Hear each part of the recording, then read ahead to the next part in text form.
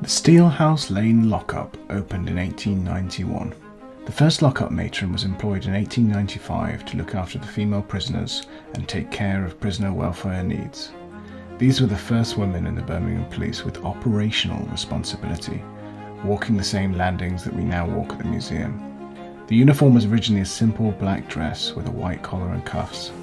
Later years saw a white pinafore over the dress. The matrons would often spend time talking to the women, who sometimes desperately needed a kind word and a listening ear. When Chief Constable Charles Horton Rafter received approval to recruit 2 female officers in 1917, he chose 2 of the lockup matrons for this important role. Evelyn Miles and Rebecca Lipscomb were 54 and 63 years of age respectively. By 1918, Rebecca had come to work at the lockup, but Evelyn continued a career that saw her become the force's first female sergeant and oldest serving female officer at 77 years of age by the time she retired.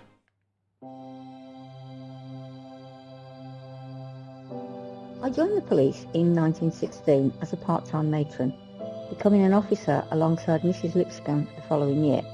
We had a very important role which developed considerably during the next decade. The first time we took to the streets in our uniform, we caused quite a stir. With a male constable following close behind us in case of any rowdiness, we would patrol the streets of the city centre. People stopped and stared at us. People were not used to seeing a woman in uniform. With our long skirts, smart tunics and flat caps, we were a sight to behold. I felt important and official. The 1930s were the peak of my career. We finally got our powers of arrest and I was able to continue to grow the Women's Police Department, branching out into additional duties. Our success was evident and the wider public accepted the need for and the value of women police. The male officers in the Birmingham Police, I believe, are now largely accepting of the need for female officers. I hope one day to see women fully integrated into the force and undertaking more of the duties of our male colleagues who are not quite as reserved and delicate as some of them would think. The role of female officers evolved greatly after World War II. They started being posted out onto division rather than just being based in the dedicated policewomen's department. Women could now remain with the police after getting married, although, in line with wider society, most women still left employment once married or pregnant. It wasn't until the early 1990s that it started to become common for policewomen to return to work after maternity leave. It wasn't until the 1975 Sex Discrimination Act that women were no longer prevented from taking up specialist roles like dog handler and mounted officer. Policewomen wore a pleated skirt, white shirts and fitted tunic. Throughout the 1960s to 1990s, they went through a variety of different styles of hat, including hostess and pillbox, before finally bowler hats were issued in the late 1980s. By the 1980s, women were able to wear NATO jumpers or cardigans, which were more comfortable and practical, but continued to wear tunics for court and other occasions.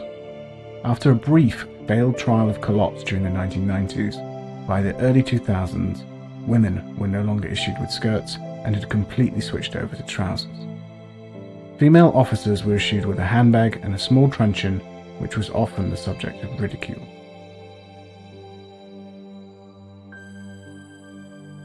The uniform changed so much during my 30-year service. When I joined, I was issued with 2 skirts and a fitted tunic for court duties, a bowler hat, a leather police handbag, a cravat and woolly NATO jumpers. The NATO jumper was itchy and scratchy, and following the introduction of CS gas mid to late 90s, if you were wearing one and a colleague sprayed CS gas on a prisoner, the crystals from the gas stuck to the woolly jumper. You'd sit in the police car with the prisoner, all the windows open to allow the CS gas to evaporate. Then you'd go into the custody block and another wave of CS gas would hit you and make you cry because of it being stuck to your jumper. The police trialled culottes for a while before trousers were regularly issued to the women. The first trousers they issued were actually men's and were awful. They had to be altered to fit and no one liked them. I loved my culottes. They looked like police skirts, so were smart and people couldn't tell the difference.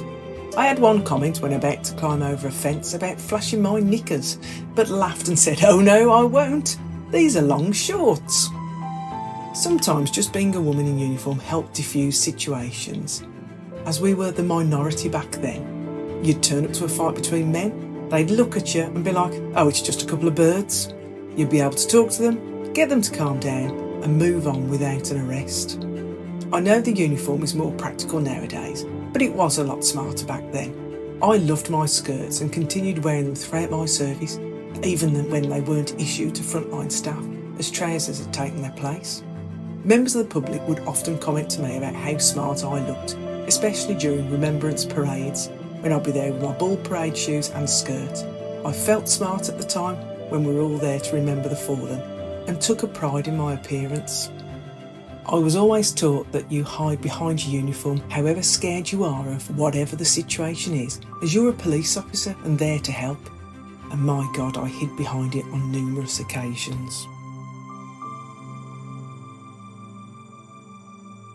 I think I was in the right place at the right time when I applied to join the unit in 1984. They just moved to Park Lane.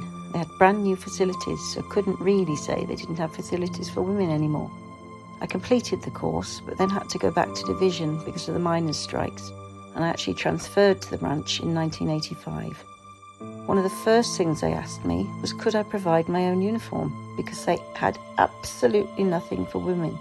Not much protective gear either, no body armour, soft hats.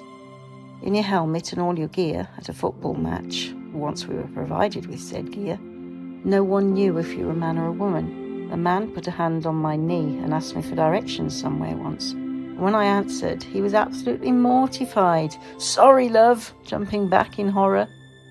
Some of the officers were very anti-women on the branch. They didn't want us there. They thought the blokes would be distracted having to look out for us.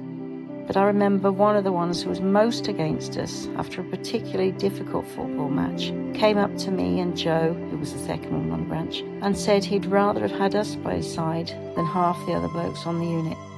It took a while, but we did earn the respect of our colleagues and we were accepted onto the unit.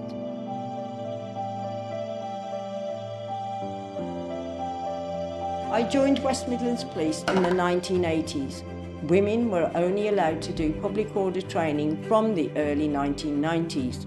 I remember my first public order training course. I was the only woman on the course and also the only ethnic minority person.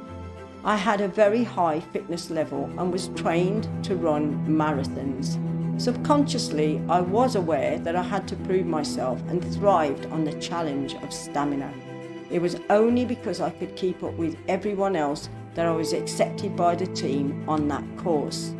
Pretty much all public order incidents I have attended have been in the summertime, never in cold or inclement weather. This means not only are you sweating profusely, but the visor is steaming up. You can't see anything and you need to keep hydrated.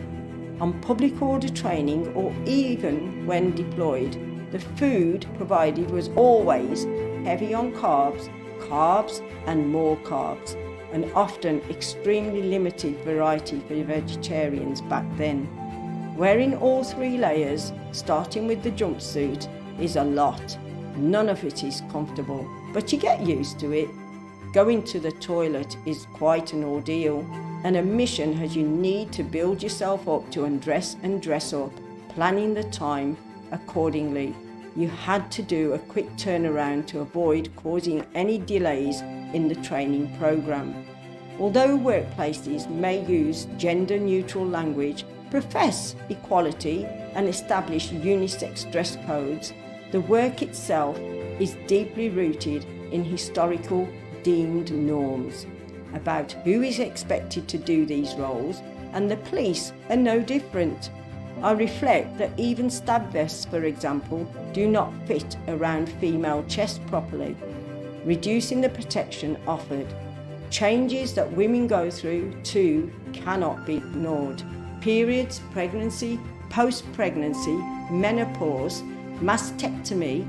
Striving for equality means adding to the wardrobe too, moving with the times.